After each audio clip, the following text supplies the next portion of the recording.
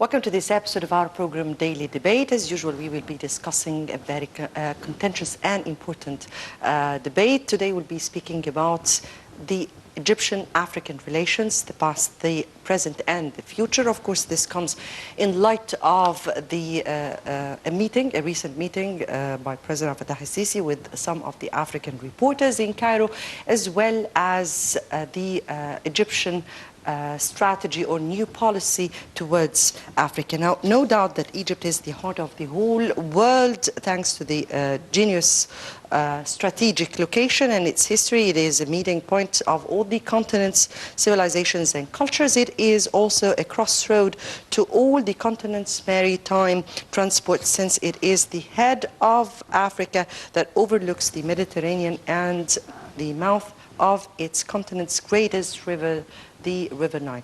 Today will be, of course, touching on the Egyptian-African relations. Before we proceed on with our discussion, let's take our first top stories of the day. And the royal convoy will transport huge statue from Matariya to Egyptian Museum. The closest, which was discovered last week in Matariya, presumed to represent Ramses II, will be transported to Egyptian Museum tonight. It will be moved from the working class suburb of Matariya, where it was uncovered, to the Egyptian Museum in Tahrir Square. The head of the ancient Egyptian department at the Antiquities Ministry said that the two parts of the closest, as well as the bust of Seti II, which was also found at the site, will be loaded onto trucks at 1 a.m. to begin the journey to the museum in the royal convoy. I guess another important top stories of the day was the visit of Denmark Prince to the pyramids, and Prince Henrik, the husband of Denmark Queen, is currently visiting Cairo to make a tour of its ancient landmarks. He paid a visit to the great pyramids of Giza. Dr. Zahi Hawass received him at the pyramids and guided him on a tour around the Sphinx and inside the great pyramids. Danish prince listened to explanations by Dr. Zahi Hawass of the secrets of ancient pharaohs. I guess we will be highlighting this issue with Dr. Zahi Hawass, former Minister of Antiquities, veteran archaeologist and historian. Dr. Zahi Hawass?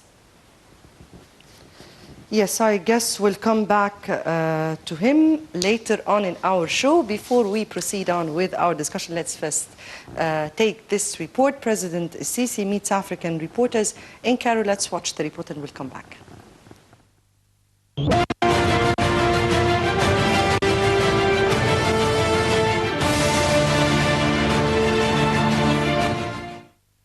President Abdel Fattah al-Sisi met in the presidential palace of Al-Ittihadiyya a delegation of African journalists and media people representing 25 African states.